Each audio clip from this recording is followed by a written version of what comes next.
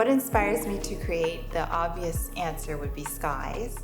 I love looking at skies. I love looking at cloud formations, colors, sunsets, sunrises. Kind of secondary to that would just be nature itself.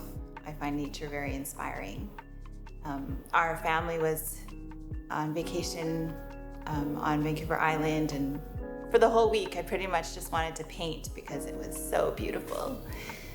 And I think the other thing that really inspires me is people and their stories. I really like creating pieces for people and kind of thinking about what kinds of colors or moods would suit their situation at a specific time, and to create something for them. I think that's very meaningful for me.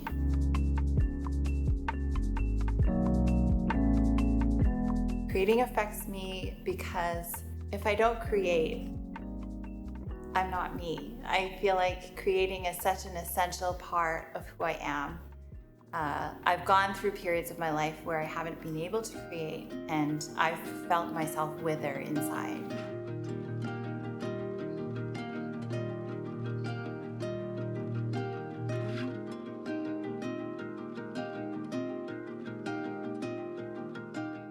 I knew I wanted to pursue being an artist at the beginning of 2020.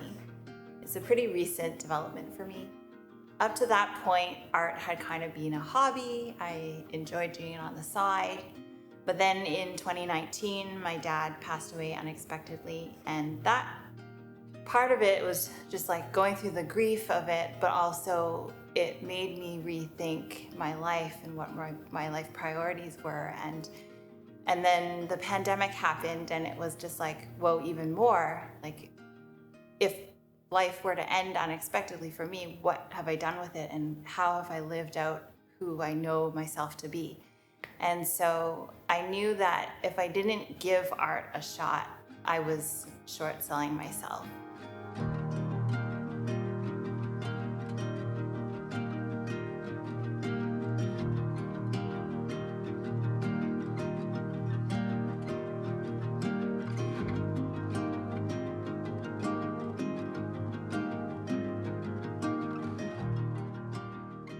The greatest benefit of being an artist to me is the continued impact of my work.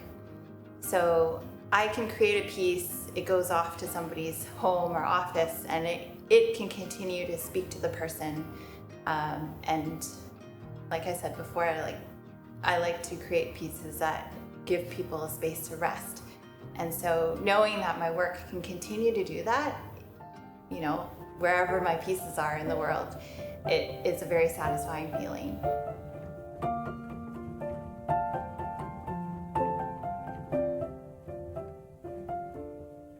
My process for planning a painting out usually begins with a photograph or two, depending on what the needs of the project are.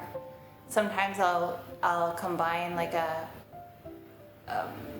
photo of the land kind of forms with a different photo of the sky and kind of mesh the two together. And then usually I'll do a little either digital or physical mock-up of it, especially if I'm blending two photos together. I'll do a small mock-up of it to see if it works and what needs changing.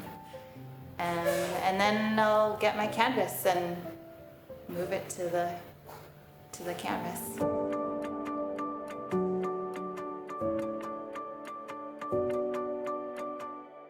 What inspires me about Port Coquitlam and the Tri-Cities is nature and people.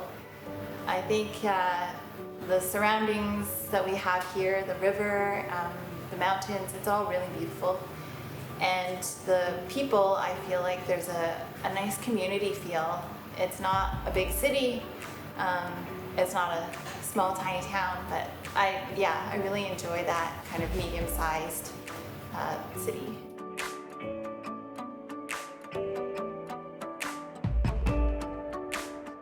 The greatest challenge I face as an artist is time. For me right now, at this point in my life, I have 2 elementary age children. I have another business with my husband, and then I have a household to run. So I think my biggest challenge is finding or creating or protecting the time that I have to create. And then the other challenge would be space, because I don't have a studio.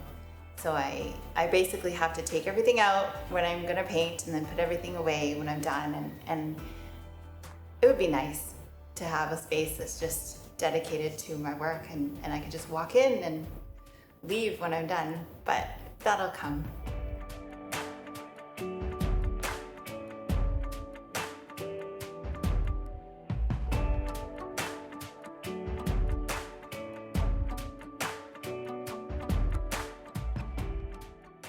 I would say my artwork definitely helps to serve others.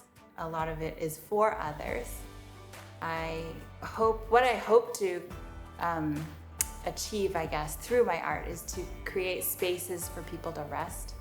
I think in our society these days, we're very driven, we're very productivity focused, and it's hard for us to take those moments to kind of quiet ourselves and calm ourselves and rest. And I feel like through my art, especially through the skies, I hope to offer people that opportunity, like when they see it, that they can just, exhale and take that moment to rest. I think too, it's not just for others, it's for myself. I am a very driven person, and I also, in the process of creating paintings, it invites me to slow down. But then also once the paintings are done, when I look at them, it's like okay, an invitation for me to rest too.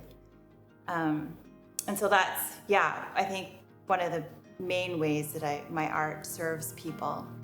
And then a second way that I've found since the pandemic is I started this movement called the Little Arts of Kindness.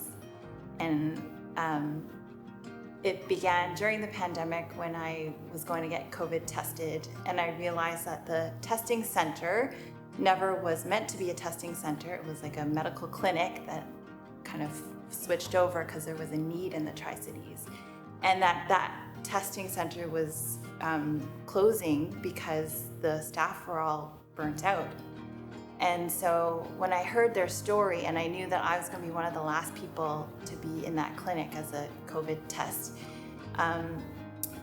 I wanted to give them something to appreciate them. And so I had all these small 2x2 paintings that were sitting around, and so I decided to bring them and give them as thank yous to the frontline workers. And then after that, I had some left over, so I just posted it online and asked for nominations, and after that, people liked the idea, and so I opened it up to other artists, and it became this thing where there were other artists in BC and Alberta and Ontario and even Nova Scotia, and it was really exciting to see kind of this vision of using art to encourage people at a time where everyone was isolated. And so I think, art for me is definitely a way of serving.